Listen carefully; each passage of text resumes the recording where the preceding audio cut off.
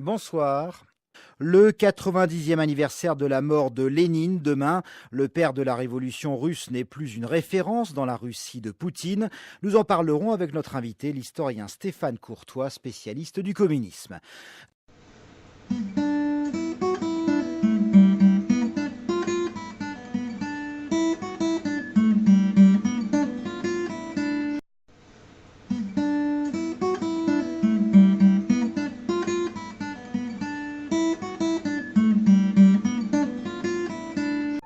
On va maintenant évoquer une date importante dans l'histoire du communisme, le 21 janvier 1924 et la mort de Vladimir Ilitch Lénine. Demain, ce sera donc le 90e anniversaire de la disparition du père de l'Union soviétique. En Ukraine, Lénine reste un symbole détesté chez les partisans de l'Europe. En Russie, il semble bien que le président russe Vladimir Poutine s'inspire aujourd'hui davantage de Staline que de Lénine. On en parle avec notre invité, l'historien Stéphane Courtois, spécialiste du communisme. Bonsoir. Bonsoir. Stéphane Courtois, en décembre dernier, on a vu des manifestants ukrainiens déboulonner une statue de Lénine à Kiev. Ça veut dire que pour les Ukrainiens pro-européens, Lénine reste un symbole de l'hégémonie russe? Oui, c'était tout à fait clair, d'autant que c'était un énorme bloc de granit qui n'avait pas été démoli, parce qu'ils l'ont carrément démoli lors de la Révolution orange. Et puis là, ça y est, le pauvre Lénine y est passé. Mais c'est vrai que pour ces Ukrainiens, c'est d'une part le symbole de l'URSS, et donc le symbole d'une oppression communiste qui a quand même fait pas mal de dégâts en Ukraine, en particulier dans les années 30, avec la collectivisation forcée et la grande famine organisée par Staline contre la paysannerie ukrainienne, vraiment pour casser ce moule de résistance. Alors, Lénine, Staline, Poutine, le camp pro-européen à Kiev, finalement, ne fait pas la différence? C'est bien vrai, oui. Pour eux, d'une part, c'était des communistes, y compris Poutine. N'oublions pas que Poutine est un lieutenant-colonel du KGB. Et puis, ça devient de plus en plus des Russes. Bon, c'est-à-dire qu'il y a une impression de colonisation qui semble se faire de plus en plus forte, en particulier au niveau du langage, puisque vous avez en Ukraine aujourd'hui une population qui parle russe et une population qui parle ukrainien, y compris au sein du gouvernement, y compris au sein du Parlement, donc c'est assez étonnant. Et en Russie, est-ce que Poutine fait la différence entre Lénine et Staline? Alors en Russie, c'est assez compliqué parce que, évidemment, après la déstalinisation lancée par Khrouchtchev en 1956, toutes les effigies de Staline ont disparu petit à petit jusqu'au moment où on l'a enlevé, y compris sa momie du mausolée de Lénine.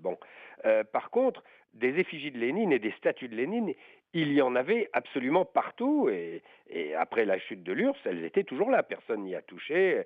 Elles sont incrustées dans les immeubles, etc., etc.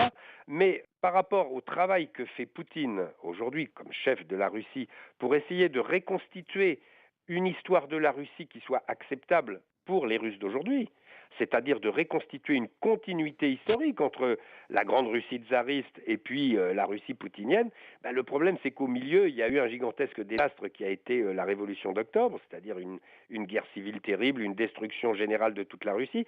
Donc ce à quoi on assiste aujourd'hui du côté de Poutine, dans cette tentative de reconstituer une continuité historique pour les Russes d'aujourd'hui, c'est plutôt la figure de Staline qui est réhabilitée. D'abord parce qu'il a gagné la guerre, et ça c'est la seule chose qui reste finalement pour les Russes d'aujourd'hui. S'ils se retournent sur les 90 dernières années, la seule chose positive quelque part, c'est la victoire de 1945. Tout le reste est désastreux. Donc Poutine insiste évidemment très fort là-dessus, et puis il insiste sur le fait que si cette guerre a gagné, c'est que Staline était un grand manager qui a créé la grande industrie soviétique, etc., même si on a découvert en 1991 dans quel état elle était. Quant à Lénine, il est plutôt marginalisé dans cette affaire parce qu'il est, d'une certaine manière, avec Trotsky d'ailleurs, et avec peut-être un peu d'antisémitisme, tenu pour responsable du grand chaos, de la grande anarchie qui a frappé la Russie à partir de 1917, 1920, 22, etc. Donc là, on a vraiment une espèce de... C'est assez bizarre, puisque Khrouchtchev et les communistes soviétiques en 1956 avaient violemment critiqué Staline et complètement porté au nu le grand Lénine, qui resservait à légitimer tout le système. Poutine ferait plutôt le contraire. Alors, du point de vue de l'idéologie, que reste-t-il du léninisme chez les communistes d'aujourd'hui? Alors ça, c'est une question bien complexe parce qu'il faut bien dire que les communistes d'aujourd'hui, il n'y en a plus beaucoup, hein, avec tout le respect qu'on leur doit. Il n'empêche que le corpus léniniste restait fondamental. C'est lui qui invente la notion de parti de révolutionnaires professionnels avec Que faire 1902. C'est lui qui crée la fraction bolchevique 1903. C'est lui qui décide de prendre le pouvoir 1917. C'est lui qui crée le régime soviétique. C'est lui qui crée l'URSS 1922. Et puis, à la clé, il y a quand même, dans toutes les grandes langues mondiales, toutes les œuvres complètes de Lénine. En français, 45 volumes de près de 500 pages chacun. Donc vous voyez, c'est un corpus considérable, mais qui, il faut bien dire, semble être devenu complètement obsolète, complètement caduc.